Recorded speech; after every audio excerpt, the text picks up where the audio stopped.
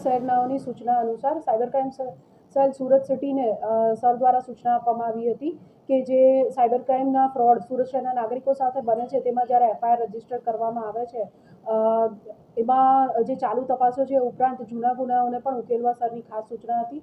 તે અંતર્ગત cyber crime cell દ્વારા ગત વર્ષ 2024માં સાયબર ક્રાઇમ સેલ ખાતે જે નોંધાયેલા 2 ગુના છે એની અંદર આરોપીઓને શોધીને નાસ્તા ફરતા જે આરોપીઓ છે એમની ધરપકડ કરવામાં આવી છે।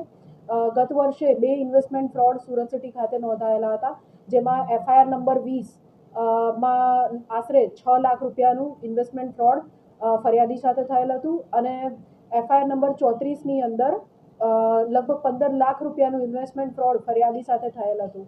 આ જે એફઆઈઆર નંબર 20 છે ઇન્વેસ્ટમેન્ટ ફ્રોડ એની અંદર અગાઉ 4 આરોપીઓની ધરપકડ કરવામાં આવી હતી। ત્યારબાદ તપાસ દરમિયાન પવન ગુપ્તાનું નામ ખુલેલ હતું, જે તે સમયે વોન્ટેડ રહેલો હતો। ત્યારબાદ સાયબર ક્રાઇમ સેલ ખાતે 34 નંબરની એફઆઈઆર દાખલ કરવામાં આવી હતી 15 લાખના ઇન્વેસ્ટમેન્ટ ફ્રોડની, જેમાં તપાસ દરમિયાન જે તે સમયે આરોપી મળી આવેલ ન હતો અને ગુનો અનડિટેક્ટ રહેલ હતો।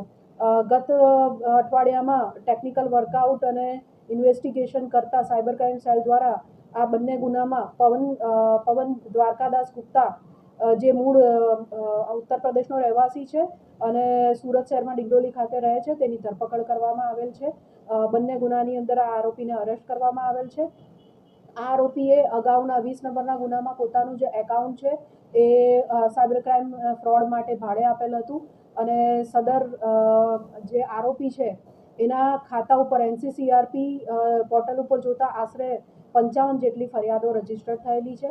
આ ઉપરાંત આરોપીએ પોતાનું એકાઉન્ટ આપવા ઉપરાંત પણ બીજા એક જે વ્યક્તિ છે સુરતના જિગ્નેશ ઉર્ફે જીગો આહલપરા એ અગાઉના ગુનામાં તેનું જે બેંક અકાઉન્ટ છે એ પણ ભાડે આપેલ હતું અને એ જે એકાઉન્ટ તેના દ્વારા ભાડે આપીને ઓપરેટ કરાવવામાં આવેલ છે તેની અંદર પણ ભારતમાં કુલ 10 ફરિયાદો એનસીસીઆરપી પોર્ટલ પર મળી આવેલ છે। આ આરોપીના રિમાન્ડ મેળવીને અને કોર્ટમાં રજૂ કરીને પૂછપરછની કાર્યવાહી ચાલુ છે। એ ઉપરાંત આ જે આરોપી છે તેમણે જે પવન ગુપ્તા તેણે આ ઉપરાંત 34 નંબરનો જે ગુનો છે તેની અંદર બીજો એક આરોપીને આગળ પોતાનું એકાઉન્ટ આપેલ છે જેનું નામ છે વિનયકુમાર અનિલ વિશ્વકર્મા। આ આરોપી પણ મૂળ જૌનપુર ઉત્તર પ્રદેશનો રહેવાસી છે અને હાલ સુરતમાં રહે છે। આ જે બંને ગુનામાં જે આરોપીઓની ધરપકડ કરેલી છે તેઓ સાયબર ક્રિમિનલ્સને એકાઉન્ટ પૂરું પાડવા માટે અન્ય ગુનેગારો સાથે મળીને કામગીરી કરેલ છે એ તપાસમાં જણાઈ આવે છે।